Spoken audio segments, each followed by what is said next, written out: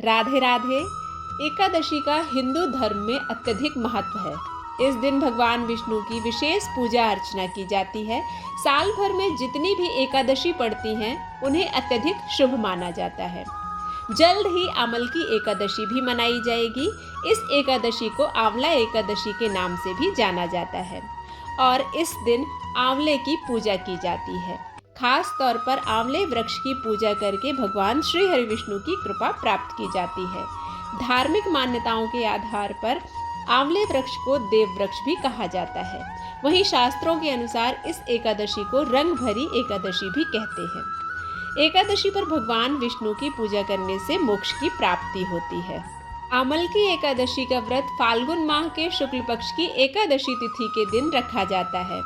2 मार्च गुरुवार के दिन सुबह 6:39 पर आमल की एकादशी शुरू हो रही है और अगले दिन 3 मार्च शुक्रवार के दिन सुबह 9:01 पर इसका समापन हो जाएगा।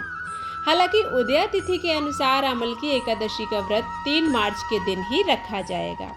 पूजा के शुभ मुहूर्त की बात करें तो आमल की एकादशी के दिन यानी 3 मार्च की सुबह 6:45 से सुबह 11:06 तक भगवान विष्णु की पूजा करने का उत्तम समय है। व्रत पारण अगले दिन 4 मार्च की सुबह 6:44 से सुबह 9:03 के बीच किया जा सकता है। इस वर्ष आमल की एकादशी पर कुछ शुभ योग भी बन रहे हैं, जिनमें सुबह 6:45 से सर्वार्थ सिद्धि योग और शाम 6:45 से सौभाग्य योग है। आमल की एकादशी के दिन सुबह उठकर स्नान किया जाता है और व्रत रखने वाले भक्त व्रत का संकल्प लेते हैं। इसके पश्चात भगवान विष्णु की प्रतिमा या तस्वीर को पीला वस्त्र बिछाकर उसके ऊपर स्थापित करते हैं। इसी प्रतिमा की एकादशी पर पूजा की जाती है। भगवान विष्णु का गंगा जल से अभिषेक करना चाहिए। दक्षिणावर्ती शंख में पंचामृत भरकर भगवान विष्णु का अभिषेक करने से माँ लक्ष्मी प्रसन्न होकर स्थिर रूप से हमारे घर में निवास करती हैं। भगवान विष्णु के लिए भोग में आंवले का प्रसाद रखा जाता है।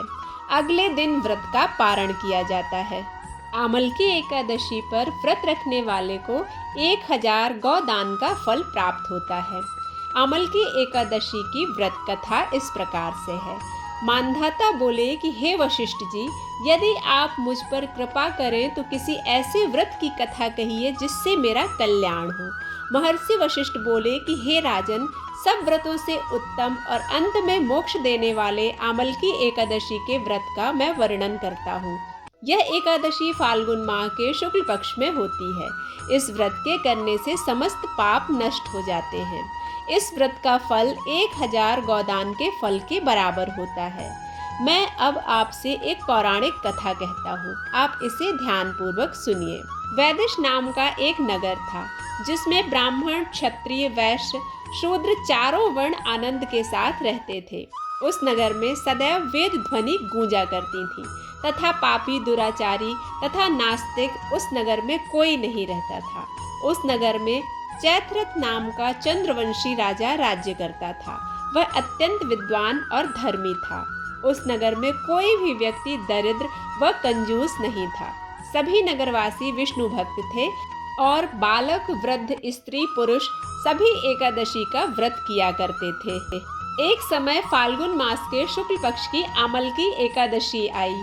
उस दिन राजा, प्रजा तथा बाल, वृद्ध सबने हर्षपूर्वक व्रत किया। राजा अपनी प्रजा के साथ मंदिर में जाकर पूर्ण कुंभ स्थापित करके धूप, दीप, नैवेद्य, पंचरत्न आदि से पूजन करने लगे और इस प्रकार स्तुति करने लगे, हे धात्री, तुम ब्रह्म स्वरूपा हो, तुम ब्रह्मा जी द्वारा उत्पन्न हुए हो और समस्त पापों का नाश करने वाले हो। तुमको नमस्कार है। अब तुम मेरा अर्घ स्वीकार करो। तुम श्री रामचंद्र जी द्वारा सम्मानित हो। मैं आपकी प्रार्थना करता हूँ, अतः आप मेरे समस्त पापों का नाश करो। उस मंदिर में सब ने रात्रि में जागरण किया। रात के समय वहाँ एक बहेलिया आया जो अत्यंत पापी और दुराचारी था। वह अपने कुटुंब का पालन जीव हत्या करके किया करता था। भूख और प्यास से अत्यंत व्याकुल वह बहेलिया इस जागरण को देखने के लिए मंदिर के एक कोने में बैठ गया। और विष्णु भगवान तथा एकादशी महात्म्य की कथा सुनने लगा। इस प्रकार अन्य मनुष्यों की भांति उसने भी सारी रात जागकर बिता दी। प्रातःकाल होते ही सब लोग अपने घर चले गए, तो बहेलिया भी अपने घर चला गया। घर जाकर उसने भोजन किया। कुछ समय बीतने के पश्चात उस बहेलिये की मृत्यु हो गई, मगर उस अमलकी एकादशी के व्रत तथा जागरण से उसने राजा विदुरथ के घर जन्म लिया और उसका नाम वसुरथ रखा गया। युवा होने पर वह चतुरंगिनी सेना के सहित तथा धन धान्य से युक्त होकर 10,000 ग्रामों का पालन करने लगा।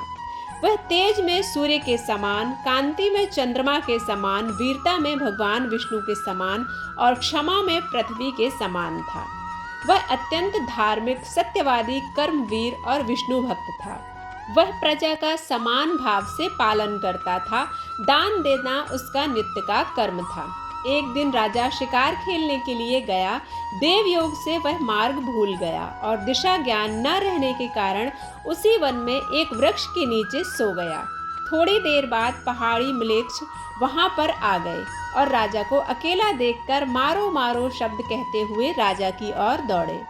म्लेच्छ कहने लगे कि इसी दुष्ट राजा ने हमारे माता पिता, पुत्र पौत्र आदि अनेक संबंधियों को मारा है तथा देश से निकाला है, अतः इसको अवश्य मारना चाहिए। ऐसा कहकर वे म्लेच्छ उस राजा को मारने दौड़े और अनेक प्रकार के अस्त्र शस्त्र उसके ऊपर फेंके।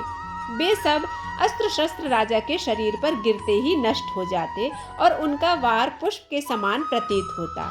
अब उन म्लेच्छों के अस्त्र शस्त्र उल्टा उन्हीं पर प्रहार करने लगे, जिससे वे मूर्छित होकर गिरने लगे।